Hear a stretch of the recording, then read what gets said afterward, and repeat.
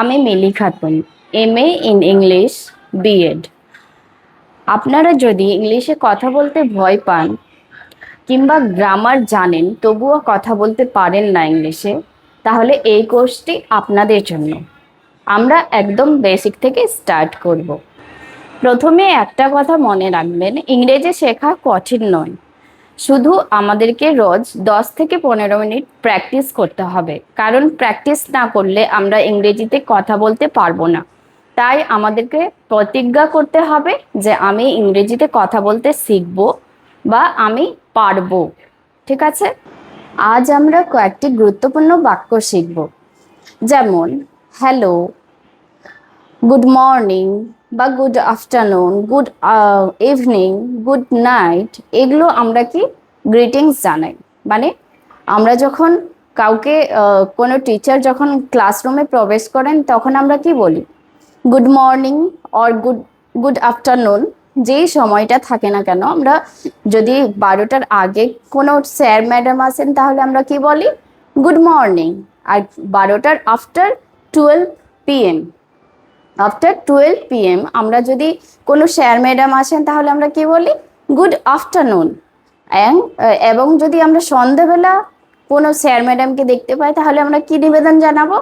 Good evening. তাহলে আমরা এইগুলো ছোট ছোট ছোট ছোট বাক্য দিয়ে আমরা কথা বলা স্টার্ট করব। হ্যাঁ, তোমরা বলতেই পারো যে এই কথাগুলো তো খুবই সাধারণ, কিন্তু আমাদেরকে তো সাধারণ থেকে স্টার্ট করতে হবে।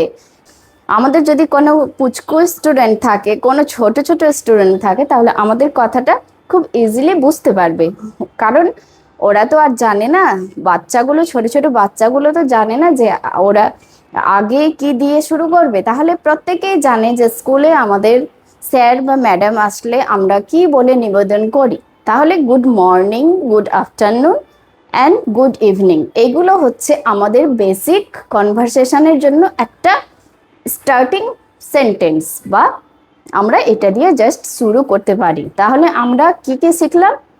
Good afternoon, good morning, good afternoon, good evening, আর শেষে আমরা ঘুমানোর সময় কি বলি? Good night. আচ্ছা, তাহলে আমরা আজকে শিখব যে কিভাবে আমরা একে অপরের সাথে কনভারসেশন করব। আমরা একে অপরের সাথে কিভাবে কনভারসেশন করব তার একটু ছোট্ট করে উদাহরণ আজকে দিচ্ছি। যেহেতু আজকে আমি জাস্ট আমার ইন্ট্রোডাক্টরি ক্লাস আছে, তো তোমাদেরকে বেশি কিছু আমি বলতে যাব না, কারণ হচ্ছে জাস্ট এটা একটু সাম আপ করি।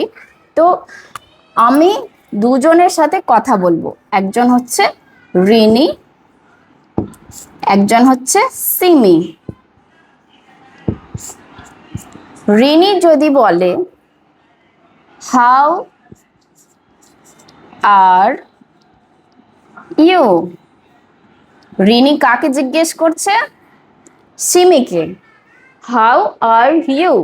তাহলে সিমি কি বলবে?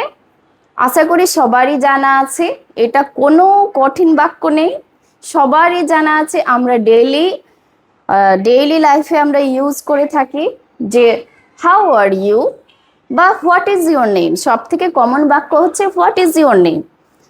আমরা কি বলবো? আমাদের যা নাম আছে আমরা তাই বলবো, তাই তো? আই এম মিলি বা I am Rimi, I am Simi, যে যার যার নাম আছে সেই তার নাম বলবে। কিন্তু আমি হাউ আর ইউ দিয়ে শুরু করলাম, যেহেতু সবাই জানি, আমরা আমাদের নাম জানি। তো হাউ আর ইউ, সিমি কি অ্যান্সার করবে আমাকে তোমরা কমেন্টে জানাও। ঠিক আছে? যদি তোমাদেরকে আজকের ক্লাস ভালো লাগে, যেহেতু আজকে আমার ইন্ট্রোডাক্টরি ক্লাস ছিল, আমরা স্পোকেন ইংলিশের প্রত্যেকটা ক্লাস এভাবে ধাপে ধাপে আপলোড করতে থাকবো, আমরা প্র্যাকটিস করতে থাকবো এবং বেসিক থেকে অ্যাডভান্স লেভেল অবধি আমরা প্র্যাকটিস করব। যদি তোমাদেরকে এই ভিডিওটা ভালো লাগে তাহলে অবশ্যই একটা কমেন্ট, শেয়ার অ্যান্ড সাবস্ক্রাইব করে দিও। Thank you for the watching.